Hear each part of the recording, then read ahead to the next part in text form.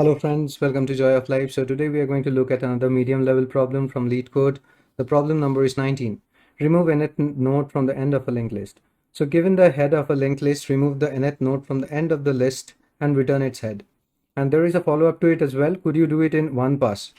So for example, if you're given with a list like 1, 2, 3, 4, and 5 and the n as 2, so you're supposed to remove the second last node. So if we look at this linked list from the back, this is the first node, right? And this is the second node. And we have to remove the second node from the back of the list, right? So this is the second node, right? If we remove this, it will look something like this. And we need to do it in just a single pass. So we are going to check out the solution. And as I always recommend, do try to solve it yourself before you check out my solution. So let's head over to the board and check out the solution. So what I've done is here I have taken a linked list with 8 nodes, and we are going to delete the fourth node from the back of the list. So let us put over here. So this is the first node, this is the second, this is the third, and this is the fourth node, right? And we need to delete this node. This is the node that we are targeting for, right? In order to delete. So what we are going to do is we are going to maintain a counter, and we are going to take a couple of pointers in order to do this in a single iteration. So let's see how this will happen. So we'll start a loop, and what we are going to do is we are going to place a couple of pointers, let's say ptr1 and ptr2, to our linked list, right? And what we are going to do is we will start our iteration. So we'll be iterating only once, right? And we will be iterating until the ptr1 next becomes null, right? So let's put it down over here. So what does that means basically is that this loop will terminate when ptr1 will be pointing at the last node, right? So we will start the iteration over here, and as we iterate, we are going to increase our counter. So let's put our initial value of the counter over here, which is 1. So we will start the iteration and we will move the ptr1. Keep in mind that ptr2 is not going to move, at least as of now. So ptr1 goes to the next node, which is a 2, and what we are going to do is we are going to update this value, and we are going to put a 2 over here, since this is the second node, right? And then we are going to increment ptr1 again, because ptr1.next is not null. So what happens over here is we are going to update the counter once again to 3. That ptr1.next is not null, we moved it again, and our counter, which is 4. So over here you can observe one thing, that the counter and ptr1 has become same over here. So the moment this condition is met, we are not going to do anything to ptr1, but we are going to increment ptr2 as well, which is at the head, which is pointing to the head at the moment, right? So let's complete this algorithm over here. So we have been doing these two steps over here, right? Increment the counter and set ptr1 to ptr1's next, right? So now what will happen, we'll put a condition over here. So basically we have added a condition over here. If your counter is greater or equals than n, then we are going to increment ptr2 as well, right? So in this case, what we see is it's equal, right? So what we are going to do is we are going to increment ptr1, and along with that we are also going to increment ptr2. Will come to its next node, which is 2, right? And we also increment the counter and we set it to 5. We still see that this condition has not been met. So what we are going to do, as usual, we are going to increment ptr1, and we are going to increment ptr2, and we are going to increment the counter as well. So counter is now at 6. So this condition over here, the if condition that we have imposed, will always be true once it met, right? So moving on, ptr1 moves to this node over here. Along with that, ptr2 also moves to its next node, and we increment our counter to 7. ptr1 next is still not null, we still have value, it is not the last node. So we are going to continue incrementing the ptr to the next node, and once we do that, ptr2 will also be incremented. It will be over here and what we do is we increment the counter to 8. But now what we see is that ptr1 next is null, and now if you see this, what has basically happened is ptr2 is now pointing to the node that we want to delete, and this is always going to be true because you have started this pointer a little late.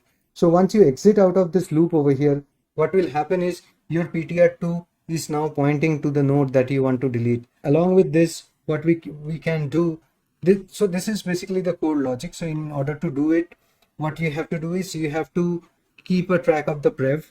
So prev will point, so whenever we update ptr2, what we'll do is whatever is in ptr2 2, we'll be putting that value in pref so that the pref point to the previous node over here.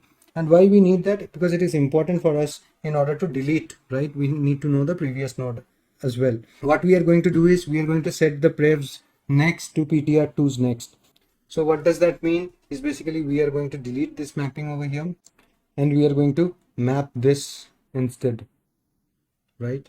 And we can return the same head, right? So this is the solution all about. This is more of the core logic for your solution, but in code we might change few things here and there just for the ease of coding. So let's head over to Leetcode and check out the solution. So for the sake of simplicity, what we are going to do is we are going to create a fake head over here, and this is going to be of no use. So just to handle our head deletion, or the n equals to 1 deletion, we are getting this done. So we will be creating a fake head, and what we'll be doing is we are going to put the next of the fake head to the head, right? And at the end, when we return back, we are going to return back the fake head next, right? Because this fake head is just to eliminate your null check if the first node is deleted and all those things over there, right? That you do.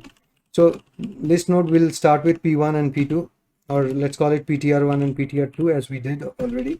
So what we'll do is we'll make them point to the fake head instead of the head.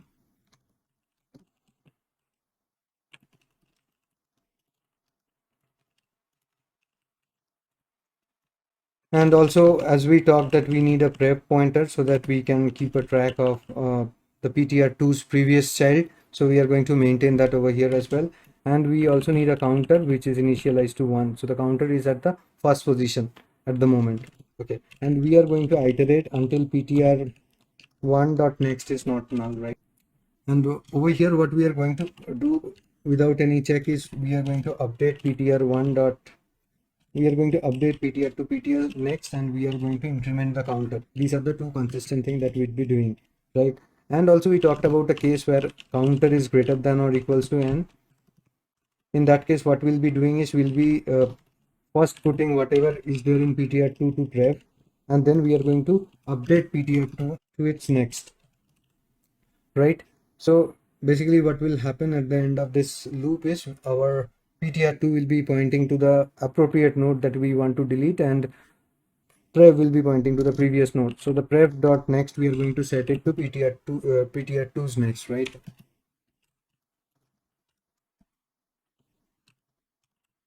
And that's how we are getting rid of the node from the back of the list. So let's run this code and check. Something has to happen. Well, it's accepted with 0 milliseconds. Let's submit and check for a wider range of test cases. And we are good. We are better than 100% of the submission with 0 millisecond time. And here is our solution. So once again, the main focus is on the solution. I hope you got the solution. This is a very pretty simple solution where in just one iteration we are getting things done.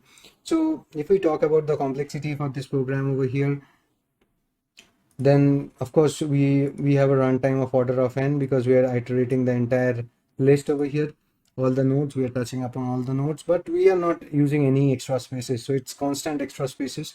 We are not storing anything. These are not going to scale with the size of your linked list, whatever we have used over here. So yeah, the solution have a order of n runtime and order of 1 space usage. So do let me know what you think about this solution. Leave a comment below if you think this solution was helpful. Do share and subscribe and help the channel to grow. We have crossed 200 mark and almost reaching 215-16 at the moment. So yeah, that's all from this problem. See you guys soon. Stay home, stay safe, and take care of yourself, and happy coding. Bye bye.